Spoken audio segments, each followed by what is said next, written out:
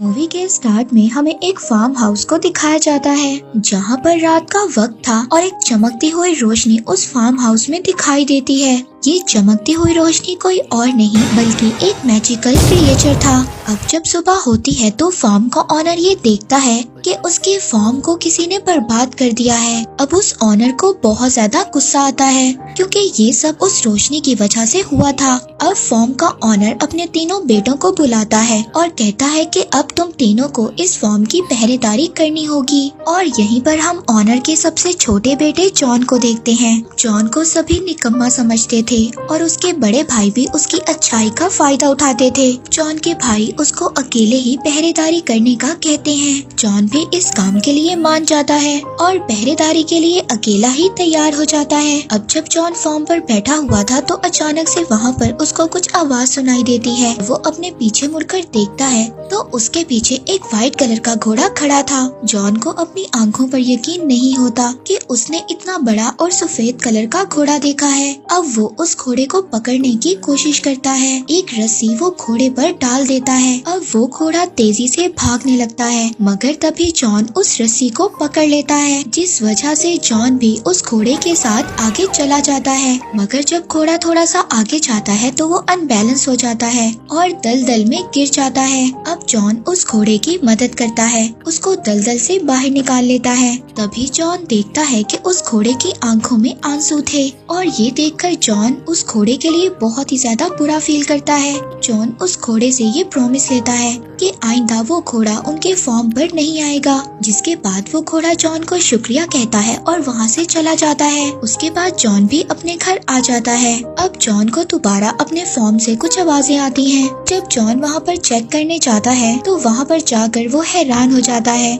वहाँ पर 2 घोड़े बंधे हुए थे। अब इससे पहले जॉन वहाँ पर कुछ समझ पाता, उसको एक आवाज बताती है कि ये तुम्हारे लिए एक गिफ्ट है। जॉन जब पीछे मुड़कर देखता है तो उसको एक छोटा घोड़ा नजर आता है जो कि उसको बताता है कि मेरा नाम फॉल है। असल में फॉल उस घोड़े का बेटा था जिसको जॉन ने रात को बचाया था। फॉल जॉन को बताता है कि मेरी मदर तुमसे बहुत ज्यादा खुश है, इसीलिए उन्होंने तुम्हारे लिए ये गिफ्ट भेजा है। जॉन ये सुनकर काफी ज्यादा खुश हो जाता है। तभी जॉन को अपने फादर की आवाज आती है। अब जॉन जल्दी से बाहर आता है और अपने फादर को बाहर रखने की ही कोशिश करता है ताकि वो अंदर न चले जाएं। अब जॉन अपने फादर के जाने के बाद फॉल पर बैठ जाता है और फॉल बहुत ही तेजी से भागता है। उसकी स्पीड को देखकर जॉन बहुत ज्यादा हैरान हो जाता है। अब एक जगह पर पहुंचकर फॉल सीटी बजाता है। अब फॉल की सीटी को सुनकर स्टेबल में खड़े हुए 2 घोड़े भी उनके पास आ जाते हैं। जॉन ये सोचता है कि वो इन घोड़ों को मार्केट में ले जाकर बेच देगा। जॉन उन घोड़ों को मार्केट में लेकर जाता है तो उन शानदार घोड़ों को लोग देखकर हैरान हो जाते हैं। किसी ने भी ऐसे शानदार घोड़े कभी नहीं देखे थे। यहाँ पर काफी ज्यादा लोग जॉन से घोड़ों को खरीदने की बात भी करते हैं। अब फॉल भी जॉन को ये कहता है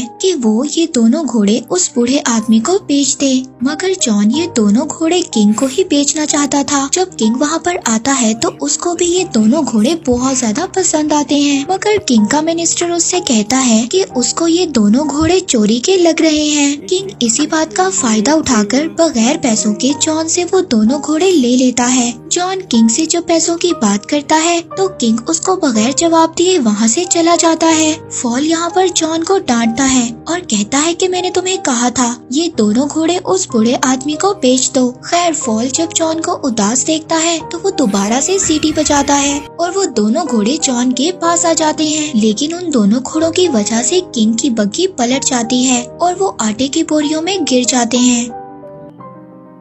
अब किंग को इस बात से बहुत ज्यादा गुस्सा तो आता है, मगर किंग चैम्बर की वजह से कुछ भी नहीं कहता और वो जॉन से इन घोड़ों की कीमत लगाने का कहता है। जॉन उन घोड़ों की बहुत ही ज्यादा कीमत लगाता है, जिस पर किंग के लोग उसको सजेस्ट करते हैं कि वो जॉन को अपने पास ही काम करने के लिए रख ले, क्योंकि जब जॉन यहाँ पर रहेगा तो किंग अपनी बेइज्जती का बदला भी ले सकते हैं। जॉन भी उनकी बात को एक्सेप्ट कर लेता है और वहाँ पर रहकर किंग के कामों को करने लगता है। अब किंग का असिस्टेंट किंग से कहता है क्यों ना हम जॉन से एक फिनिक्स बर्ड को बुलवाएं। वो एक फायर बर्ड था और उसको लाना बहुत ज्यादा मुश्किल था। अब किंग का असिस्टेंट ये कहता है कि उसको लाना बहुत मुश्किल है और जॉन उसको कभी भी ला नहीं सकेगा और तभी आप जॉन को मौत की सजा सुना देना। अब किंग को अपने असिस्टेंट का आइडिया बहुत अच्छा लगता है। किंग अब ये सब जॉन से कहता है। जॉन भी इस बात के लिए तैयार हो जाता है। अब फॉल को जब ये बात पता चलती है तो वो जॉन से कहता है कि ऐसा करना बहुत ही ज्यादा खतरनाक है,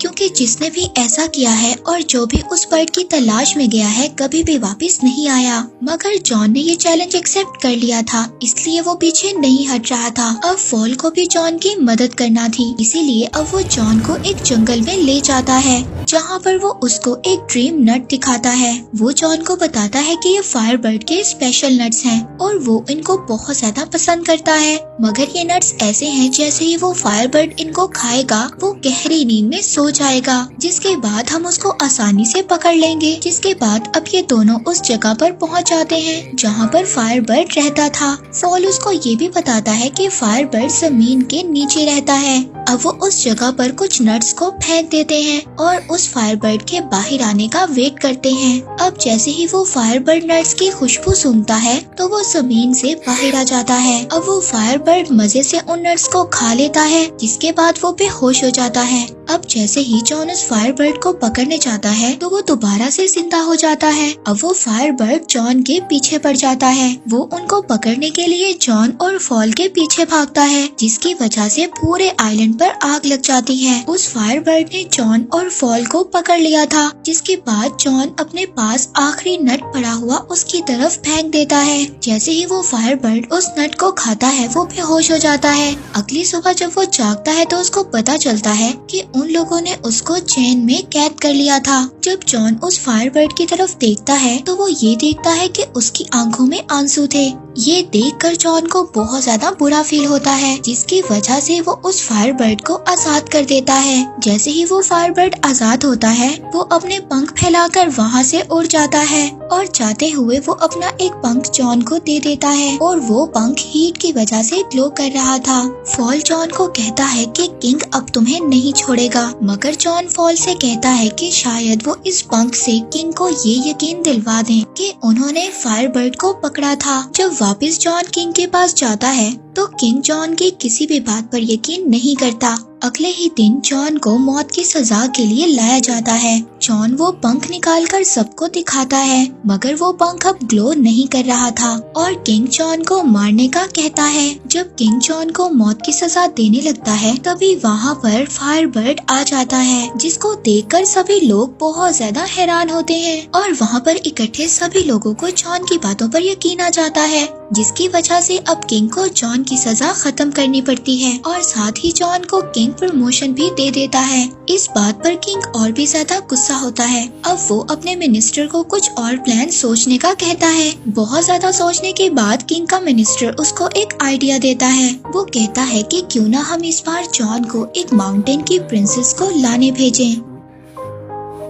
पहले तो जॉन इस बात पर कामयाब नहीं होगा और अगर वो ऐसा कर लेता है तो इसमें आपका ही फायदा है। आप उस प्रिंसेस से शादी कर लेना, दोनों ही तरफ में आपका फायदा है। किंग को ये आइडिया बहुत ही ज्यादा पसंद आता है और वो जॉन को इस मिशन पर भेज देता है। अब जॉन उस सार माउंटेन पर पहुंच जाता है जहां पर वो प्रिंसेस रहती थी। वो देखता है कि माउंटेन पर कैसल के अंदर जाने का रास्ता एक बहुत ही मोटी बर्फ से बना हुआ है, जिसको तोड़ना बहुत ही ज्यादा मुश्किल था। तभी अचानक से वहाँ पर फायर बर्ड का एक पंख उड़कर आता है और उस बर्फ की दीवार में लग जाता है, जिससे वो दीवार टूट जाती है, जिससे वहाँ पर एक पानी का सैलाब आ जाता है। फॉल उसमें बहकर नीचे गिर जाता है और एक स्नो बॉल की तरह माउंटेन से नीचे गिर जाता है। जॉन अब कैसल के अंदर जाता है। उसको वहाँ पर बहुत ज्यादा लड़कियाँ नजर आती हैं और वो सभी लड़कियाँ सो रही थी। अब उनमें से असल प्रिंसेस कौन सी थी ये जानना बहुत ही ज्यादा मुश्किल था। था, लेकिन उस फायर बर्ड का एक पंख आकर एक लड़की के पास गिर जाता है, जिससे कि जॉन ये बात समझ आता है कि वही लड़की प्रिंसेस है। जॉन उस लड़की की खूबसूरती को देखकर हैरान हो जाता है और उसको बताता है कि उसके किंग उससे शादी करना चाहते हैं, मगर वो लड़की जॉन से कहती है कि अगर तुम्हारे किंग इतने ही ज्यादा बहादुर होते तो वो मुझे यहाँ पर खुद लेने आते।